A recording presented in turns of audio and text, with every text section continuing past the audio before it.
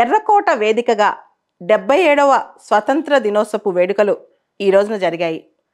దానిలో చాలా అంశాలు మోడీ గారు మాట్లాడారు. One of the longest speeches అన్నమాట ఈరోజు ఆయన ఇచ్చింది. ఇది ఆయన ప్రధానిగా 10వ స్వతంత్ర దినోత్సవ వేడుకలు. ఆయన 10వసారి ఈరోజు ఫ్లాగ్ హాయిస్ట్ చేయటం అనమాట. సో గతసారి చూసుకుంటే కనుక మన్మోహన్ సింగ్ గారు ఇలానే 10 కాన్సిక్యూటివ్ ఇయర్స్ చేశారనమాట. ఇప్పుడు మోడీ గారి నమ్మకం నెక్స్ట్ ఇయర్ కూడా తనే ఎర్రకోటకు వస్తానని, అంటే థర్డ్ టర్మ్ కూడా తమ పార్టీ గెలుస్తుందని. మోడీ గారి స్పీచ్లో ప్రధాన అంశాలు ఏమున్నాయి, ఏం మాట్లాడారు? ముఖ్యంగా ఆయన విశ్వకర్మ అనే ఒక కొత్త స్కీమ్ని అనౌన్స్ చేశారు.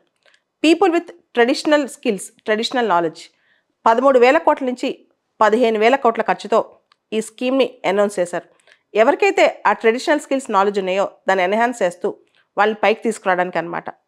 మోడీ గారు ఈసారి స్పీచ్ మణిపూర్ వాయిలెన్స్, అక్కడ శాంతిని నెలకొల్పే అంశం గురించి ప్రస్తావిస్తూ స్టార్ట్ చేశారు. అదేవిధంగా భారతదేశంలో ఇన్ఫ్లేషన్ ఎలా కంట్రోల్ చేయడానికి ప్రస్తుత ప్రభుత్వం ట్రై చేసింది. ఆల్మోస్ట్ ప్రభుత్వ రిపోర్ట్ కార్డు ఇచ్చారనమాట ఆయన.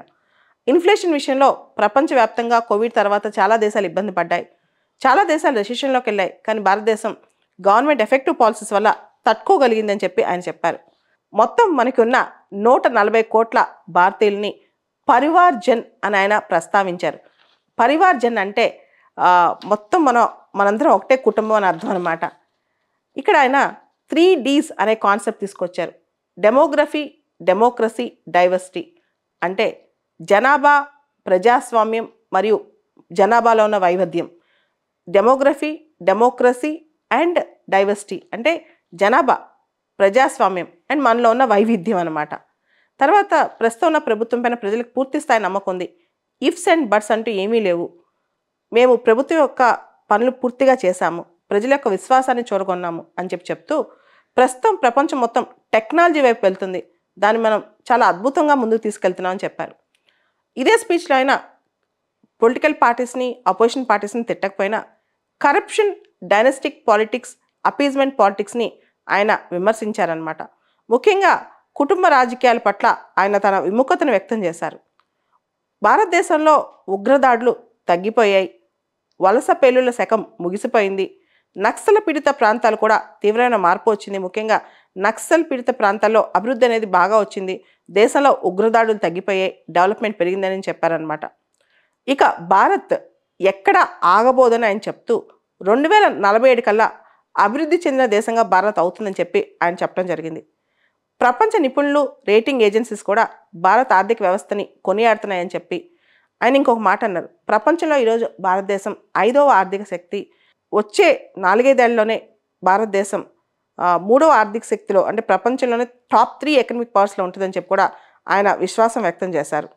దాంతోపాటు అమ్మాయిలు, ఆయన ప్రపంచంలో విదేశాలకు వెళ్తూ ఆడపిల్లల విషయంలో స్టెమ్ కోర్సెస్ ఎంత హెల్ప్ చేస్తాయి, సైన్స్, టెక్నాలజీ, ఇంజనీరింగ్, మెడిసిన్ మాట్లాడుతూ అమ్మాయిలు ఎంపవర్మెంట్ ఉన్నప్పుడే, స్త్రీ ఎంపవర్మెంట్ ఉన్నప్పుడే ప్రపంచం ముందుకెళ్తుంది, దేశం కూడా ముందుకెళ్తుందని చెప్పారు. ఆయన ఒక ఆశయం కూడా ఒకటి చెప్పారనమాట. 2 కోట్ల మంది ఆడపిల్లలను, దీదీలను లక్షాధిపతిగా చేయటం ఆయన లక్ష్యం అని చెప్పి ఆయన చెప్పడం జరిగిందనమాట.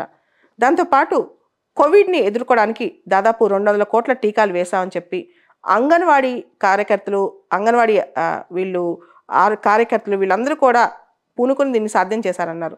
భారతదేశం టెక్నాలజీలో ముందుకెళ్తుంది, చాలా ఫాస్ట్గా 5Gని తీసుకొచ్చాం, అదేవిధంగా 6G టెస్ట్ బెడ్ కూడా ఏర్పాటు చేశామని చెప్పారనమాట. రెన్యూబుల్ ఎనర్జీ రిసోర్సెస్, పునరుత్పాదక ఇంధన శక్తులు కూడా మనం అనౌన్స్ చేస్తున్నాం, దాని గురించి ఎక్కువగా మనం ఎఫర్ట్స్ పెడుతున్నామని కూడా ఆయన చెప్పడం జరిగిందనమాట. దాంతోపాటు space mission, deep ocean mission, Vande Bharat ఎక్స్ప్రెస్లు, e buses, metro trains, semiconductors, ఇట్లా చాలా కొత్త అంశాలకు, ఫ్రాంటియర్ టెక్నాలజీస్కి భారతదేశం నాంది పలికిందని చెప్పి కూడా మోడీ గారు చెప్పడం జరిగింది.